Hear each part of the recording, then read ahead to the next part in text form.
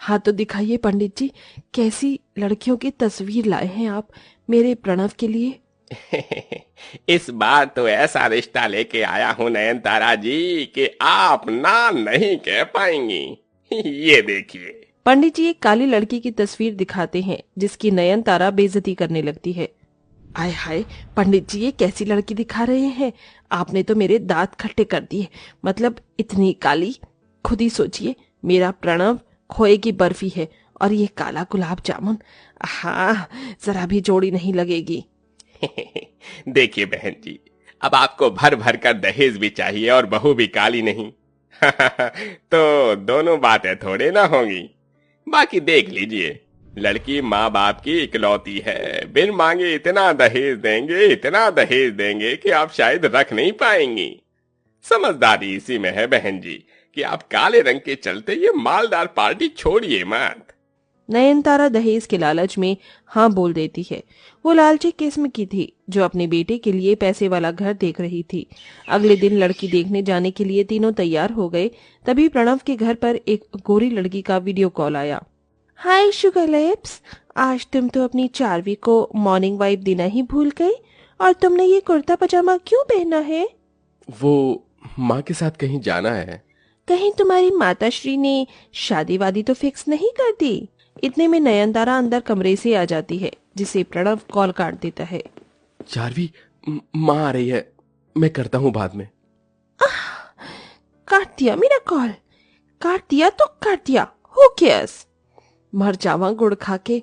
कितना स्नाट और भेरी भरी ब्यूटीफुल लग रहा है मेरा प्रणव। माँ, इट्स नॉट नहीं, स्मार्ट होता है। हाँ, मैं भी तो वही बोल रही थी। अरे अब जल्दी से चलो भाग्यवान। हाँ हाँ, चलिए बाजार से छोटी मोटी फल की टोकरी, आधे किलो की मिठाई का डिब्बा और 200 के सूट थमा देंगे और कर लेंगे रिश्ता पक्का। ठीक है ना जी? ये कंजूस औरत कभी नहीं बदलेगी। सब लड़की के घर आते हैं जहाँ पार्लर वाली मुंह टेढ़ा बनाकर मेकअप कर रही थी। उफ, मैंने आज तक इतना काला और डल फेस नहीं देखा। इन पर तो मेकअप भी नहीं दिख रहा। ऐसा करो, भर भर कर पाउडर लगा दो, पर अच्छा मेकअप करना ताकि लड़के वाले को पसंद आ जाए। भगवान जब एक लड़की को काला बना देता है तो उसे बहुत ही कठिनाइयों से गुजरना पड़ता है। इस दुनिया जमाने में भी कड़वे ताने सुनने पड़ते हैं। बहन जी, भाई साहब, ये मेरी किरण है, मेरे दिल का टुकड़ा, मेरा सब कुछ इसी का है।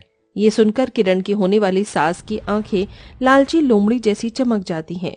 घर तो अच्छा खासा बना रखा है, ऊपर से ये काला खट्टा। इकलौती बेटी है, मुंह खोलकर दहेज क्या मांगना। इज्जतदार लोग लगते हैं खुद ही देंगे। बहन जी, क्या विचार किया आपने? हमारी बिटिया आपको पसंद तो है? अब बहन जी, हमें लड़की पसंद है, बस शादी की तैयारी कीजिए। दोनों परिवार में शादी की साज सजावट और रस्में शुरू हो जाती हैं। किरण दिल में हजारों सपने लेके विदा होकर ससुराल आती है, जहां आरती की थाली लिए नयनतारा खुद में खुशी मनाते हुए मुस्कुरा रही थी। अपनी काली बहू के दहेज लेकर आने के कितने सपने देखे थे मैंने, आज सब पूरे होंगे। एसी, कूलर, फ्रिज, ट्रक भर के सामान आएगा मेरे घर में। फिर इस पुराने सी डिब्बे फ्रिज को मैं फेंक दूंगी, चलता भी नहीं, और मस्त एसी लगाकर अपने कमरे में मजे से सोऊंगी। मेरे मन में तो लड्डू फूट रहे हैं। इतने में दूल्हा दुल्हन की गाड़ी आ जाती है और नयनतारा आरती उतारती है। आजा आजा मेरी सांवली सलोनी बहू, अंदर आ। वैसे बहू, तेरे दहेज के सामान का ट्रक भी साथ आया होगा ना? दिख नहीं रहा। माँ, इसके कंगले बाप ने कोई दहेज नहीं दिया। लेकिन आप लोगों ने तो दहेज नहीं मांगा था। क्योंकि मुझे लगा था कि बिन मांगे ही बहुत कुछ मिल जाएगा। हे भगवान, ये शादी करके तो मैं फंसी गई। सास सर पटक लेती है और पंडित को भी कोसने लग जाती है। अरे बेड़ा गरक हो तेरा पंडित, उस दिन तो बड़ी लंबी लंबी फेंक रहा था कि इतना दहेज देंगे। ये 4 स्टील के बर्तन और एक पेटी कपड़े के साथ हमारे गले डाल दिया इस काली कलूटन को। ससुराल की दहलीज पर से ही काली बहू को सास और पति का तिरस्कार मिलता है। काली बहू की आंख से बहते आंसुओं को देखकर ससुर सुरेंद्र उसे समझाते हैं। बहू दुल्हन तो तू इस घर की बन गई, लेकिन अपने सास और पति के दिल में एक जगह तुझे खुद बनानी होगी, और ये बड़ा कठिन है।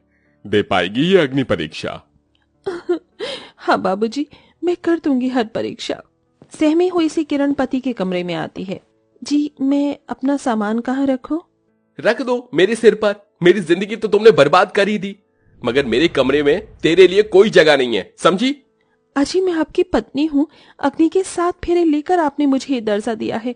मेरा तो अपमान कर ही रहे हैं, कम से कम इस रिश्ते का तो मान रख लीजिए। इतने में सास कमरे में आ जाती है और इस बेचारी के बाल नोच कर सताती हुई बोली, क्यों रे कोयला खदान, क्यों मेरे बेटे का दिमाग खा रही है? आ, तेरी जगह मैं तुझे दिखाती हूँ। नयनतारा काली बहू को रसोई में पटक देती है। रात भर बेचारी काली बहू गर्मी में बेचैन होती रही।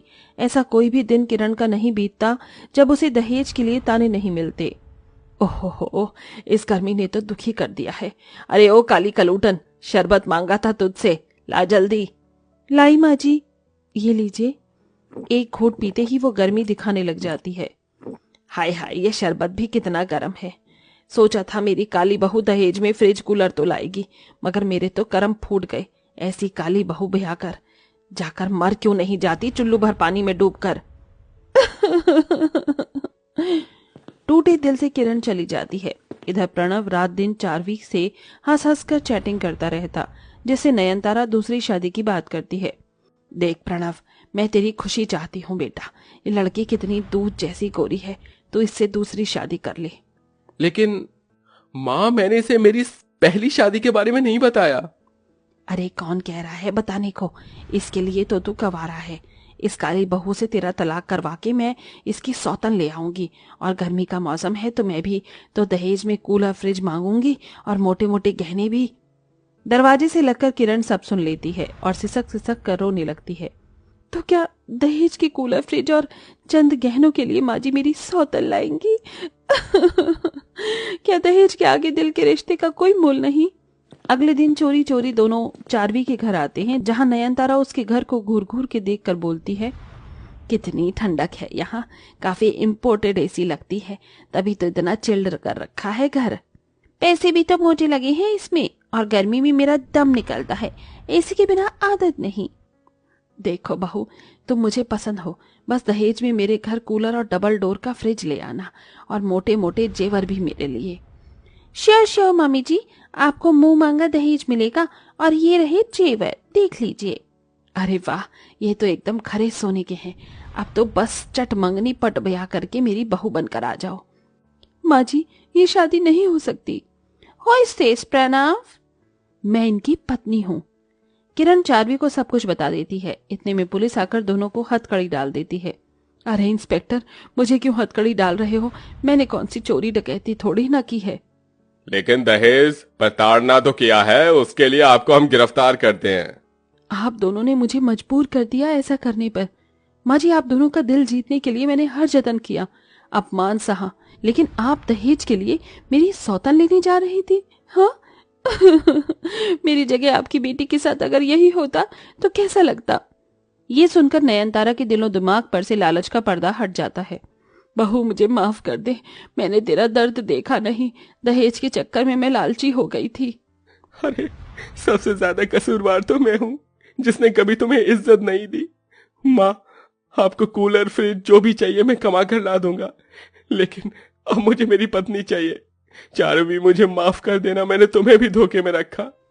इट्स ओके प्रणव, किरण तुम्हारे लिए बेस्ट लाइफ पार्टनर है, उसकी जैसी तो मैं भी नहीं हूँ। मैं तुम्हारी सौतन नहीं बनूंगी किरण। सबका पछतावा देखकर किरण का दिल पिघल जाता है। वो कंप्लेंट वापस ले लेती है, जिसके बाद सारा बैर मन से निकालकर प्रणव उसे अपना लेता है और नयनतारा भी दहेज की बुरी लालच छोड़ देती है।